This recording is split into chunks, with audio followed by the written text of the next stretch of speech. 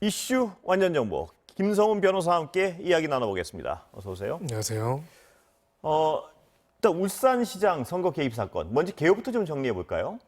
네, 울산시장의 선거에 관해서 청와대 차원에서의 개입이 있었고, 예. 특히 울산시장 송철호 현 시장의 선거 공약을 만드는 과정에 있어가지고 청와대 비서실이 개입을 해가지고 공약에 필요한 자료들을 만들어주고, 예. 뿐만이 아니라 하명 수사를 통해 가지고 당시 경찰을 통해서 경쟁자의 현 김기현 의원 측의 사무실을 압수수색하는 등의 행위를 했다. 즉 선거를 개입해가지고 특정 후보를 당선시키기 위해서 정부가 조직적으로 움직였다는 것이 대체적인 개요입니다. 그런데 그래서, 네. 거기 임종석 전 비서실장 등이 관련돼 있다고 원래 수사를 시작하지 않았습니까? 결론은 나왔죠 이미? 네, 이제 임종석 그 비서실장과 그리고 조국 전 장관이자 당시로는 전 민정수석의 경우에는 증거불충분으로 무혐의 처리가 됐고요. 예. 결과적으로는 이번에 기소 사건의 수사 결과를 보면은 이 내용에 대해서는 이진석 국정상황실장을 제외한 나머지 그 비서실 전체를 총괄하고 있는 임종석 실장 같은 경우에는 이 부분에 대해서 혐의가 없다라고 판단이 된 것입니다. 그러니까 그 결과 때문에 임종석 전 실장이 그러니까 이렇게 그렇게 수사해놓고 실장이 나와 민정수석은 아무것도 안 나온 거 보면 이게 체면치레로 국정상황실장을 기소한 거 아니냐 이런 주장을 하는데 어떻습니까? 네, 한마디로 이제 그런 취지이죠. 예. 이것이 이 정도로 광역시장의 선거에 개입할 정도로 청와대 비서실이 움직이려면은 그 당시에 이제 실무자 중에 하나였던 비서관 중에 하나였던 이진석 당시 비서관 지금 예. 실장이 하는 것만은 부족했을 것이고 예. 그렇다면 당연히 민정수석이나 비서실장까지도 개입된다라고 하는 것이 이 가설에 맞는 전제인데 결과적으로는 비서실장과 그리고 민정수석의 경우에는 관여가 없다라고 한다면은 오히려 이 전체적인 개요, 가설은 잘못된 것이 아니냐. 그러면 거기에 따라서 자신을 기소를 하거나 전체를 무혐의 처리를 해야지 왜 자신만 불기소를 하면서 또 다른 당시의 비서관은 기소를 했느냐. 이건 사실은 원래 잘못된 것이 아니냐. 이런 취지로 이제 장문의 글을 썼습니다. 예, 그러니까 임 전 실장의 주장은 일개 비서관이 선거 개입의 어떤 그 기획을 할 만큼 그런 자리가 아니다. 뭐 이런 요지죠. 네, 거기에 대해서 결정하고 책임질 수 있는 주체가 될 수는 없다. 직제상 그렇고 권한상으로도 그렇다. 이런 취지인 거죠. 그런데도 국정상황실장을 기소한 것은 억지이고 그 어떤 검찰의 체면 칠해를 위해서 억지로 기소한 것이다 이런 주장이죠. 네, 맞습니다. 한마디로 이제 그렇게 수사를 장기간 1년 가까이 했는데도 결과적으로는 아무도 기소를 못한다면 무리한 수사라는 것을 반증하는 것일 수밖에 없기 때문에 형식적으로 기소한 것이 아니라는 것이 임 실장의 지금 반론의 취지입니다. 어떻습니까? 법 쪽에서는 어떻습니까? 이런 어떤 주장에 대해서 일정 부분 뭐 일리가 있는 것 같은데요. 어떻습니까? 네, 일단은 조금 이상한 결론이긴 합니다. 예. 다만 이 이상한 결론을 가지고도 양쪽에서는 다른 시각으로 보고 있습니다. 한쪽에서는 만약에 문제가 있다라면은 비서실장도 당연히 알았을 것이 분명하기 예. 때문에 같이 기소하는 것이 맞는데 이렇게 안 한 것을 보니 그건 혐의 자체가 조작된 것에 불과하고 면피성이다라는 임 실장 같은 주장이 있고요. 또 한편으로는 당시 김기현 의원 시장 후보자였죠. 후보자의 경우에는 이거는 임종석 실장까지 기소를 해야 하는 건인데 봐주기 수사를 했다라고 이렇게 주장을 하고 있는 상황인 것입니다. 하여튼 같은 사안을 두고 양쪽이 다르고 보고 있는데 지금 검찰과 청와대에 대립하는 양상을 보면 후자의 주장은 크게 설득력은 없는 것도 같고요. 뭐 그건 뭐 봐야겠습니다. 앞으로 네, 그래서 아마 이제 지금 이 울산시장 선거 개입 사건은 어차피 이 사건 외에도 이미 1년 전에 기소된 사건이 아직 공판이 제대로 진행이 안 되고 있다 보니까 그 사건들을 심리를 통해 가지고 결과적으로는 실체적 진실이 조금 더 밝혀질 것으로 보입니다. 울산시장 사건은 어떻게 되고 있나요? 그 자체. 네, 일단은 그 기소가 된 지는 꽤 많은 시간이 지났는데요. 구체적으로 공개된 공판은 아직까지 한 1년 동안 열리지는 않고 있습니다. 그래서 이 사건의 이제 피해자라고 주장하고 있는 피해자로 위치를 잡고 있는 그런 분들은 왜 이렇게 진행이 빨리 안 되느냐라고 이야기를 하고 있는 상황이고요. 사건 내용도 복잡하기도 하고 정치적으로도 민감한 사안이기 때문에 향후 뭐 그래도 적어도 5월 달 정도에는 공판이 진행이 되면서 여러 가지 쟁점들이 도출될 것으로 보입니다. 그 청와대와 범여권의 주장은 이게 기획 수사라는 거죠? 이게 추적 수사라는 거죠? 특별한 혐의 사실이 없다라고 주장을 하고 있는 거고요. 이제 어쨌든 기소가 이루어진 당사자들에 대해서는 여기서 사건이 끝나는 게 아니라 재판 과정에서 여러 가지 증거들이 서로 도출이 될 것입니다. 그래서 그 부분에 대해서 논박을 통해 가지고 항상 그렇습니다. 법이라는 거는 이제 결론을 제대로 내리는 것도 중요한데 신속하고 적정할 필요도 있거든요. 사법 절차가 지연되면서 진실 공방을 벌이는 거는 우리 전체적인 국가 차원에서 바람직하지 않기 때문에 이제 어느 정도 수사가 마무리됐다면은 이제는 법원의 시간이겠죠. 이제 법원에서 관련된 내용들을 확인해서 해서 실질적 진실에 대해서 의혹의 여지가 없는 결론 내릴 필요가 있을 것 같습니다. 그렇습니다. 빨리빨리 어떤 결론을 내줘야지 거기에 대한 그렇습니다. 쓸데없는 의혹들도 사라질 것이고요. 네. 네. 다른 얘기 넘어가기 전에 하나 좀 오늘 사안 관련해 좀 여쭤볼게요. 그 오세훈 시장이 방역 지침을 서울시 자체로 뭐 이렇게 실행하는 것처럼 발표를 했는데 그게 법적으로는 어떻게 되나요? 이 중앙 정부의 방역 지침과 어떻게 되나요? 법적으로는? 네, 원칙적으로는 이제 감염병 예방법에 따르면은 예. 지자체장에 대해서 상당히 폭넓은 권한을 부여를 하고 있습니다. 예. 즉 이제 지자체장의 권한으로 일정한 조치를 할 수 있고요. 그 조치를 할 수 있기 때문에 역으로는 그 조치를 완화하거나 변경하는 것도 가능한 것이죠. 예. 그래서 이제 서울시가 서울시장 차원에서는 이제 해당되는 조치들을 변경할 수 있는 권한은 있습니다. 법적인 권한은 분명히 있군요. 네, 감염병 예방법에는 상당 부분은 지자체장한테 위임을 하고 있기 때문에요. 예. 그래서 아마 그 부분에 있어서는 물론 이제 정상적으로는 국가 전체 방역 정책과 지자체의 정책이 같이 협의해가지고 진행해야겠지만은 이제 보시면 알다시피 전에 어떤 곳 같은 경우에는 뭐 점심에 뭐 반주 금지 뭐 예, 이런 것들이 다 예, 있었잖아요. 이렇게 지자체 차원에서 자율권이 좀 높게 보장되어 있는 게 현재 감염병 예방법의 취지입니다. 그러니까 말씀하신 대로 중앙정부 약간 대립하는 양상을 믿는 게 과연 방역에 도움이 될 것인가 안 될 것인가의 어떤 그 논란, 그렇습니다. 그걸 제외하고 법적으로는 아무 이상이 없군요. 네, 일단은 그 방법론에 대해서는 예. 얼마든지 서로 차이가 있을 수 있겠지만은 권한 자체는 지자체가 가지고 있는 부분이 많이 있습니다. 예.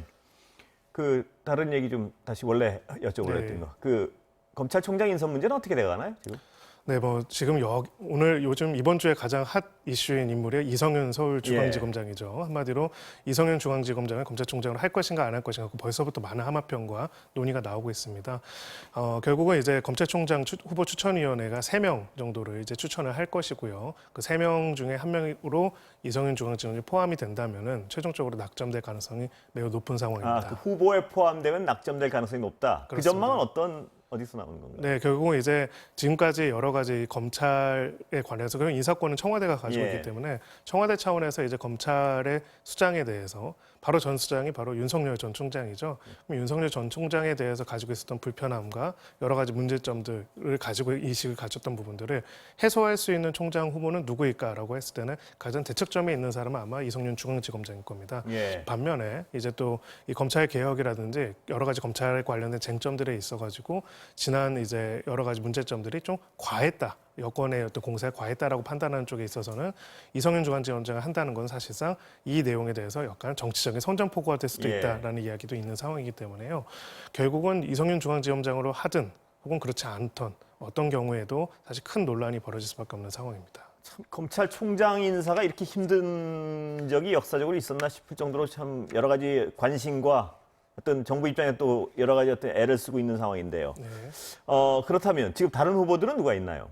네, 가장 이제 대표적으로는 조남관 이제 총장 예. 권한 대행이 있고요, 대검 차장이 있고요. 기존에 이제 소위 말해서 어떻게 보면 합리적인 스탠스를 취해왔다라는 평가도 받고 예. 또 한편으로는 결정적인 순간에서는 지금 정부와도 약간의 대립각을 세운 부분들도 그렇죠. 있습니다. 예. 그리고 그 외에도 김호수 전 차관 예. 그리고 뭐 봉욱 전 이제 지검장 등의 이제 거론이 되고 있는데. 글쎄요. 어떤 정치적인 입장에서는 양쪽 다 이런저런 이야기를 할 수 있겠지만 종합적인 평균적인 국민들이 원하는 바는 어떤 쪽의 사람, 어떤 쪽에 반대에 있는 사람 이런 건 아닐 것 같습니다. 예. 검찰이라는 것을 우리가 이렇게 중요하게 보냐면요. 어떤 것이 실제적 진실인지 맞는지를 판단해서 기소를 하는 거죠. 아까 앞서 사건에서 우리가 봤죠. 예. 일단은 기소를 하게 되면 재판이 수년 동안 진행되고 그로 인해서 엄청난 논란들이 벌어지게 됩니다.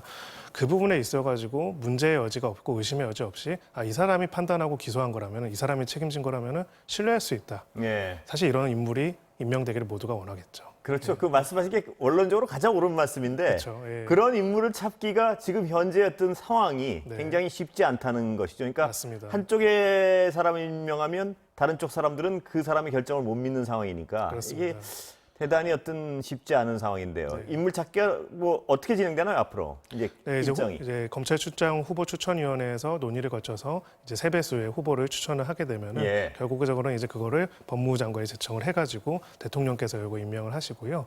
임명이 된다면은 이제 인사청문회를 또 거치게 되겠죠. 그래서 사실은 이게 임명도 문제지만은 임명 이후에 인사청문회도 또 굉장히 큰 정치적 격돌이 이루어질 것으로 예. 보입니다. 이제 그렇기 때문에 지금 말씀하신 것처럼 입장에 따라 다르겠죠. 그러니까 오른쪽에 서 있는 사람과 왼쪽에 서 있는 사람이 바라보는 각도들이 다를 테니까요. 예. 근데 느끼는 거는 참 많이 이 각도와 멀어졌고 거리도 멀어져서 참 합의점을 찾기가 어려워지는 수준까지 그렇습니다. 갔다 예. 그런 생각이 듭니다. 예. 예. 그러면 언제쯤 지금 진행이 뭐 일정의 어떤 법적 한계는 있는 게 아니죠, 그거는. 네, 이번 주 중에 이제 후보를 추천할 것으로 보이고요. 예. 그래서 최종적으로 낙점을 해서 임명을 하는 거는 아마 빠르면 이제 다음 주 중에도 가능할 수 있을 것으로 보입니다. 예. 예, 그렇게 된다면 이제 인사청문회 등을 하게 되기 때문에 결과적으로 업무를 개시하고 시작하는 거, 본격적으로 하는 거는 5월 중이 되지 않을까 그렇게 예상하고 있습니다. 그 스토킹 살해범 얘기 좀 여쭤보겠습니다. 네, 지금 이 스토킹법 자체가 소급 적용은 안 되는 거죠? 지금 시행된? 그렇습니다. 예. 예. 그렇다면 이 살해범이라고 해도 거의 지금 뭐 본인도 인정하고 있는 네. 어떤 죄가 적용 가능한가요, 지금은? 네, 일단은 살인죄가 예. 가장 적용이 가능하고요. 나머지 이제 뭐 스토킹을 했거나 이런 범죄들에 대한 처벌이 너무 약하기 때문에 3명을 살해했기 때문에 3명이 각각이 살인죄가 성립이 됩니다. 예. 그래서 이제 강력하게 처벌될 가능성이 높고요. 잔혹한 수법뿐만 아니라 계획적인 살인을 했고 피해자도 3명이고 피해자 3명이 모두 가족이라는 점들을 고려했을 때는 지금 선고되는 형 중에서 가장 높은 형이 선고될 가능성이 매우 높습니다. 예. 그러면 지금 어차피 소급 적용은 안 되지만 지금 새로 시행되는 스토킹법의 어떤 한계를 지적하는 의견들이 많은데 어떤 부분인가요, 구체적으로? 어디를 개선해야 되나요? 앞으로 진짜 실효적인 실행을 위해서는. 근데 가장 중요한 부분은 일단 물리적으로 이제 예. 피해의 위험성과 우려가 있을 때 수사기관과 국가기관이 빠르게 개입을 해가지고 보호할 수 있는 조치들을 만들어내야 하고요.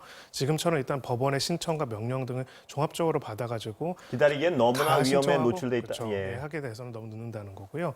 또 반의사불벌죄다 보니까 아무래도 고소를 하더라도 계속 합의를 종용할 수 있고 이 합의 종용이 또한 하나의 스토킹이 될 수가 있습니다. 예. 그래서 이 부분에 있어서도 이제 친고죄나 반의사불벌죄를 할 수밖에 없는 취지도 있지만은 이런 점들 고려할 때 이것을 반의사불벌죄로 했을 때 오히려 피해를 더 확산시키는 것이 아닐까에 대한 고민이 필요하고요. 예. 처벌의 수위도 문제입니다. 그 아까 말씀드린 접근 금지 명령을 따르지 않았을 경우에도 예. 강력하게 처벌하기가 어렵기 때문에 처벌의 수위와 내용에 있어서도 지금보다 좀 더 강력해질 필요가 있습니다. 예, 시간은 다 됐는데요. 마지막으로 이 살해범이 택배 운송장 보고 했다는 어떤 추정이 있지 않습니까? 그렇습니다. 근데 그거 좀 암호화하거나 이게 방법이 없을까요? 뭐 그런 생각이 방법은 기술적으로 얼마든지 있을 예, 겁니다. 그렇죠. 예, 지금도 사실은 여러 가지로 개인정보를 접근하기 너무나 좋고요. 예. 이런 상황에서 앞으로 이런 악의를 가진 사람들이 나타난다면은 얼마든지 그것이 범죄로 이루어질 수도 있고 그렇습니다. 결국 법으로 아무리 처벌을 강하게 만들어봤자 현실적으로 범죄 수단이 가능한 게 굉장히 많다면은 사후적일 수밖에 없습니다. 그렇기 때문에 이것 또한